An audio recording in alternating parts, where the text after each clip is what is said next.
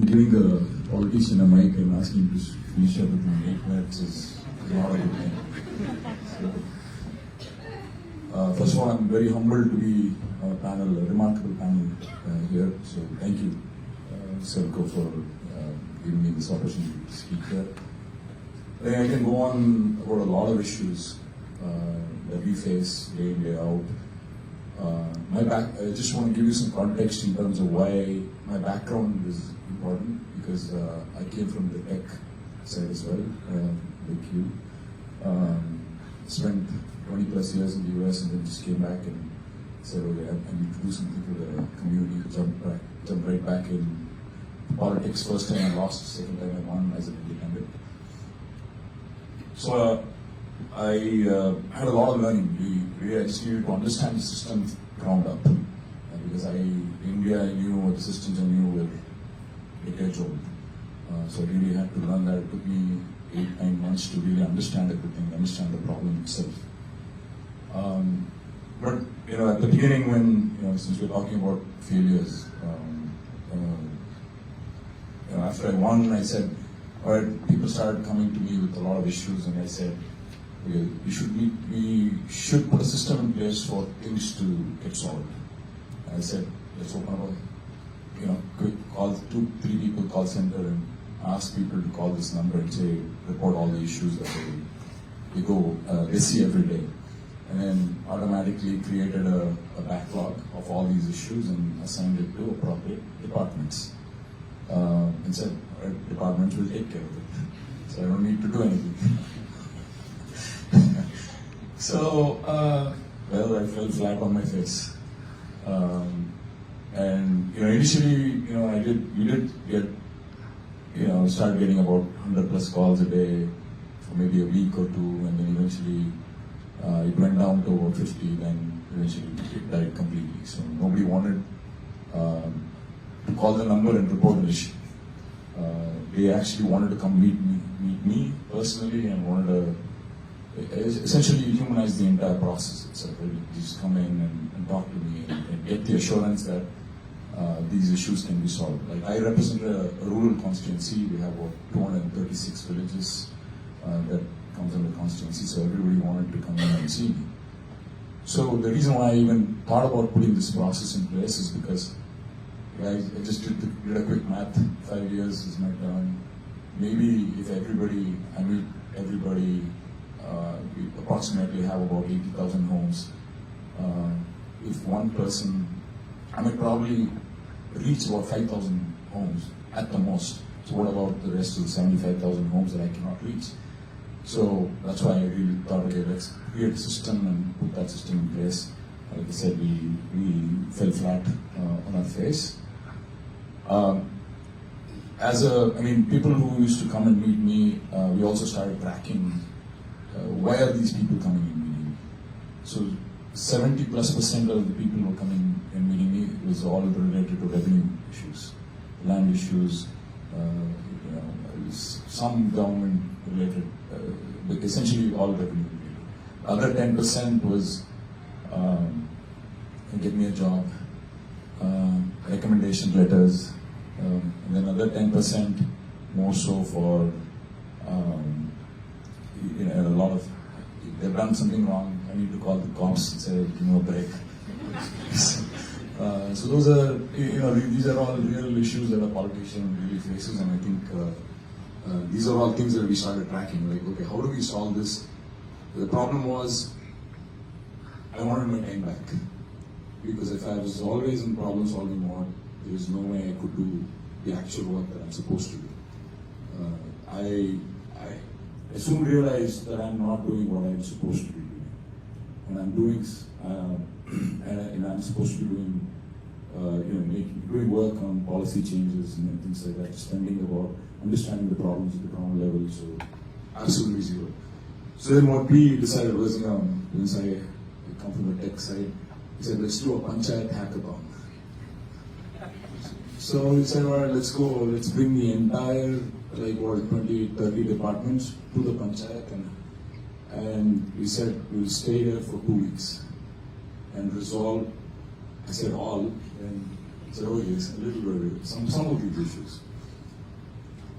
So we stayed there and we said, all right, we're coming up with this new idea. And everybody, we just did some press release so people could come and take advantage of this program. First day, we put the pendal up, like the tent up, and said, so we'll be flooded, people will be waiting. We had 0. So nobody, I think, this is where we kept learning, right? Like, the empathy was missing. Like, we were not able to relate to what what their understanding of this whole process was. So we actually had to go to each and every house, like although we were campaigning again to run for elections, and said, hey, please come take advantage of this. We will give you. So the whole reason why we did this was like, well, let's actually be proactive and reactive. Meaning, in the process, like everybody agrees here is you have to give an application to get something done in the government setting. There is no system in place where you go actually do things before it is actually asked for. So how do we reverse this is where we started and said, okay, let's actually go to a panchayat and have them come.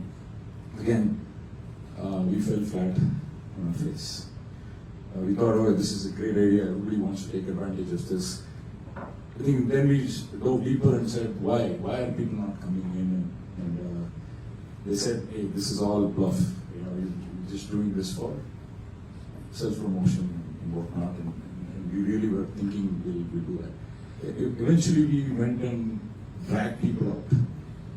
We dragged people out and said, hey, we'll do the actual work.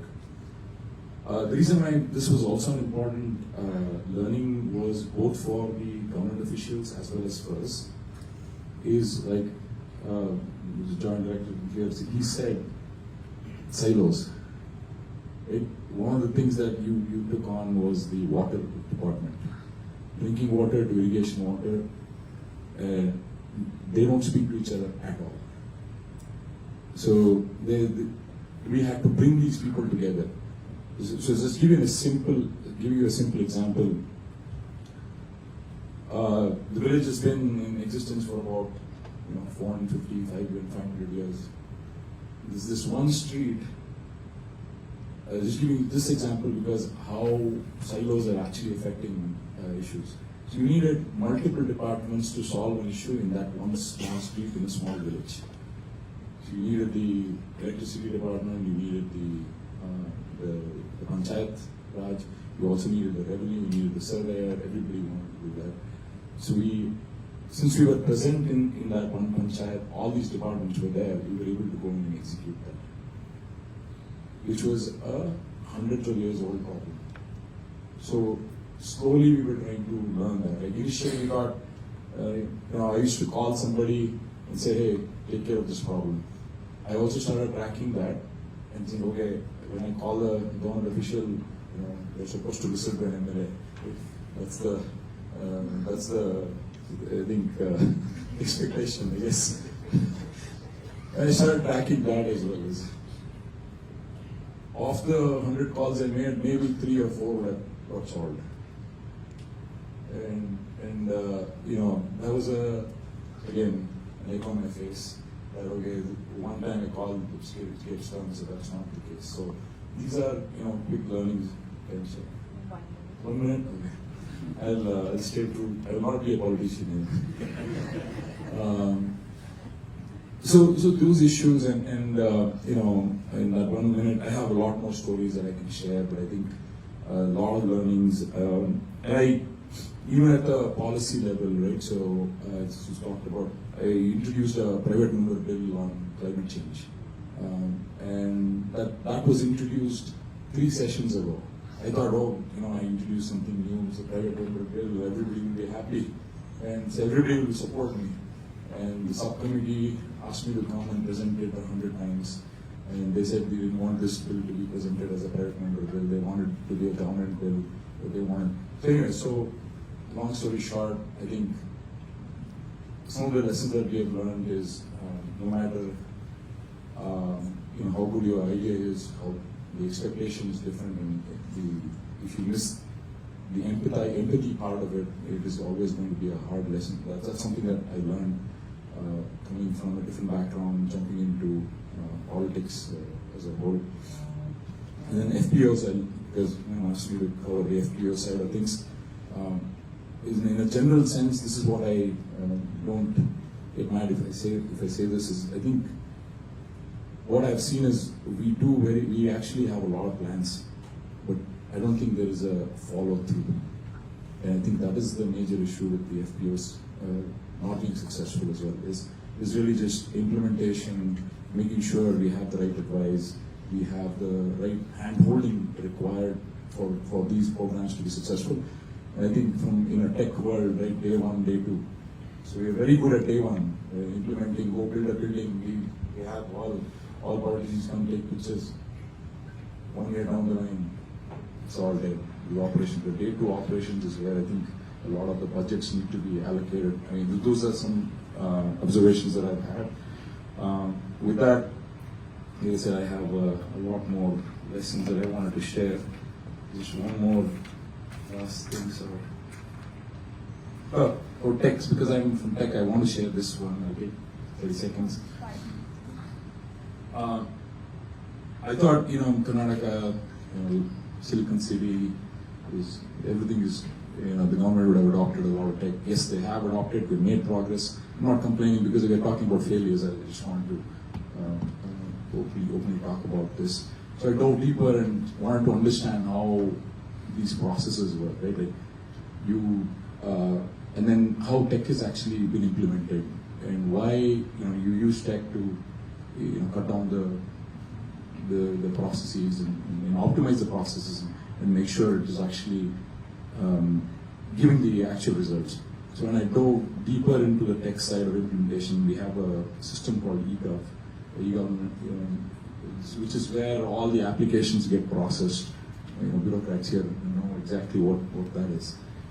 What I really understood and found is, with hundreds of crores or thousands of crores of money that we have spent, especially in that specific program, we have replaced the application has gone from this table to application has gone to this login. It is still, we still have to go to that person and talk to that person from that chair to that chair. So we thought, again, and learning from there is, I understood that, okay, tech is involved now. Instead of 16, 14 different steps, we will optimize it to 3 different steps. Unfortunately, that's not the case. I think these learnings have helped me grow and grow in my role as well. So again, thanks a lot. Thank you so much.